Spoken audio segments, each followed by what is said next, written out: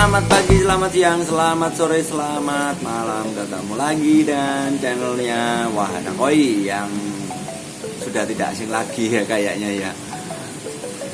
Hari ini menanggapi masalah dari tahun ke tahun atau masalah setiap tahun dalam dunia perkoian. Hari ini kita memasuki bulan Mei atau bulan 5. Di dalam perkoian itu ada masa pancaroba, yaitu di bulan 5 sampai bulan 7. Bulan 5 sampai bulan 7 ini musimnya dingin. Jadi kalau malam hari cuaca itu dingin, kalau siang hari cuacanya sangat panas. Maka dari itu saya nanti akan membuatkan tutorial untuk tempat karantina seadanya atau tempat karantina opo eneke. Sing penting kena gawe karantina iwak koi. Nah, di bulan 5 ini itu mulai dulu tahun 2004 koi herpes virus atau KHV itu muncul di Indonesia. Jadi hampir semua ikan koi punah. Tapi dengan penanganan dan berbagai macam cara dilakukan, akhirnya ikan koi bisa berkembang lagi dengan baik. Terus untuk menanggapi cuaca yang dingin, mengapa harus kita lakukan karantina atau mengapa harus kita siapkan tempat karantina? Itu karena pada saat suhu dingin itu oksigen di dalam air nol. Jadi suhu dingin itu oksigen di dalam air nol. Jadi harus kita harus melakukan penambahan oksigen atau aerasi atau aerator, alat aerator di dalam air. Jadi gelembung udara itu kita perbesar supaya asupan oksigen untuk ikan koi cukup. Kalau ikan koi kekurangan oksigen, dia nanti akan naik. Itu bisa dicek kalau malam hari kisaran jam 2. Biasanya jam 2 malam itu ikan koi akan naik, dia cari oksigen. Nah, pada saat suhu dingin, ikan koi pasti tubuhnya kurang kuat karena terbiasa dengan suhu yang kemarin agak hangat. Itu biasanya lendirnya keluar terlalu banyak. Jadi pada saat suhu dingin, ikan koi naik cari oksigen, karena oksigennya nipis, akhirnya badannya harus beradaptasi lagi atau memaksakan diri untuk mencari oksigen. Itu akhirnya lendir keluarnya terlalu banyak. Seperti kita kalau kecapean, itu keringat keluar terlalu banyak. Itu karena kita kecapean memaksakan diri. Kita memaksakan diri gini, akhirnya keluar lendir yang terlalu banyak atau keluar keringat yang terlalu banyak. Sama juga seperti ikan koi.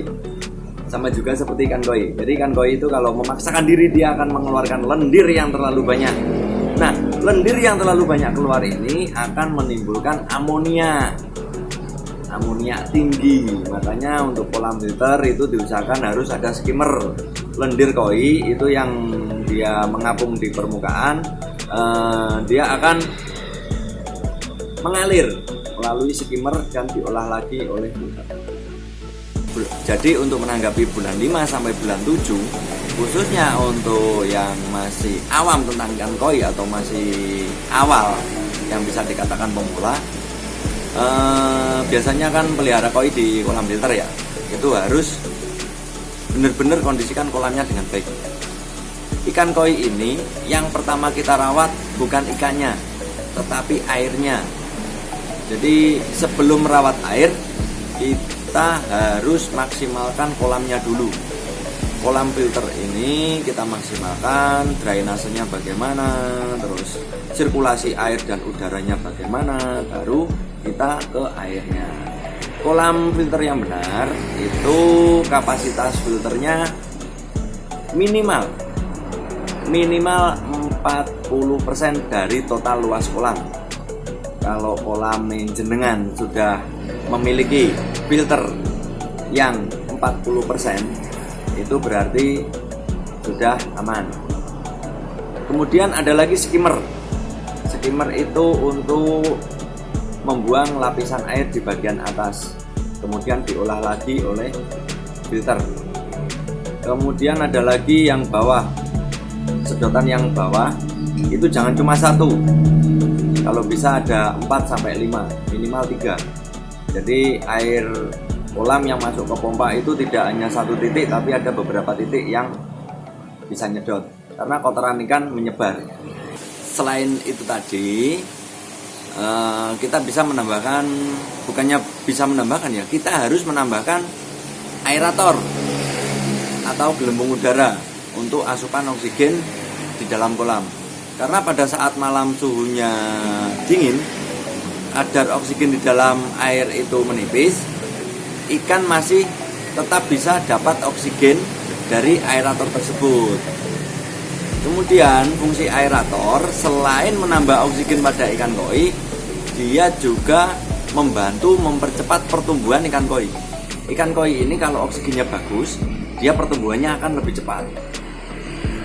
Kalau saya lihat dari teman-teman yang masih pemula itu, kadang kolam cuma airnya ngalir, grojok. Air yang terjun dari filter itu cuma hiasan. Jadi air itu tidak banyak mengandung oksigen. Jadi harus kita tambahkan mesin aerator atau alat untuk menambahkan oksigen di dalam air tersebut. Nah, tidak usah lama-lama.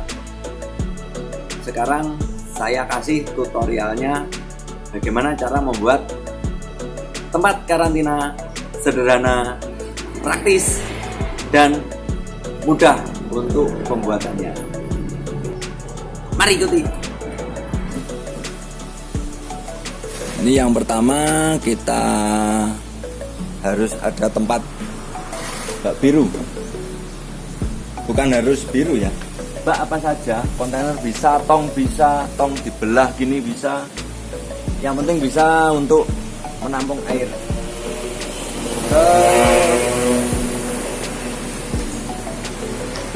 Kemudian ini pompa air. Pompa ini ketinggian 2 meter, kapasitas air yang keluar itu 2000 liter per jam. Untuk wattnya 30 watt. Merek apa saja boleh. Kita taruh di sini pompanya. Kemudian ini kaki filternya. Kaki filter di sini. Ini kabel kita masukkan di sini supaya lebih rapi nanti.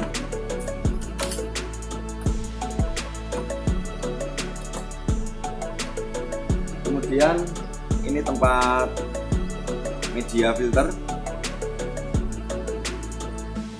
Terus ini ada kakinya media. Kaki ini fungsinya kalau ada kotoran kasar dia akan ngendap di bawahnya. Kita masukkan.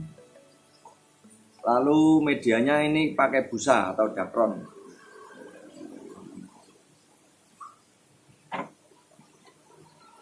Balik ya. Ini harusnya gini. Karena lubangnya ada di sini.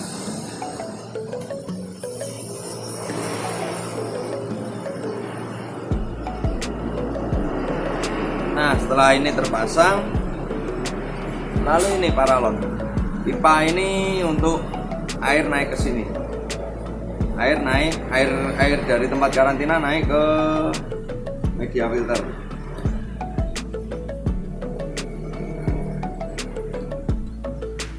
Nah, sudah. Lalu kita isi air. Kita masukkan airnya.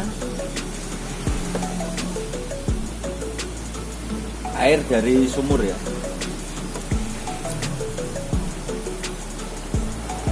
Kalau yang nggak ada air sumur atau air sumurnya kurang bagus, itu untuk karantina ikan koi bisa diusahakan memakai air isi ulang, nggak apa-apa.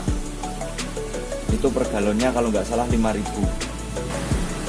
Air sudah terisi, lalu kita nyalakan pompanya. Pompanya teles. Wah, aku kesetrum keriting rambutku. Kita nyalakan dulu pompanya. nggak nyetrum. Ini kita tata lagi. Ini airnya kan loncat, ada tutupnya kok. Lalu kita tutup. Nah, kita tutup sudah aman. Kemudian kita masukkan air stun, aerator atau gelembung udara. Lalu kita masukkan ikannya yang akan kita karantina.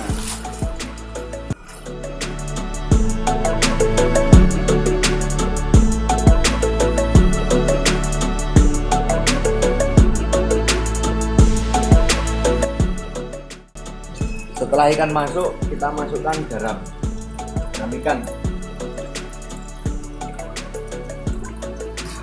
Lalu kita masukkan obat ikan. Ini 1 gram untuk 100 liter air.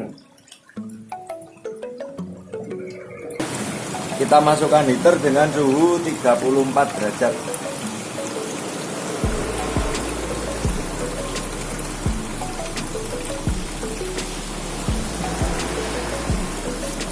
Kemudian selesai kita tutup alon-alon ben setil.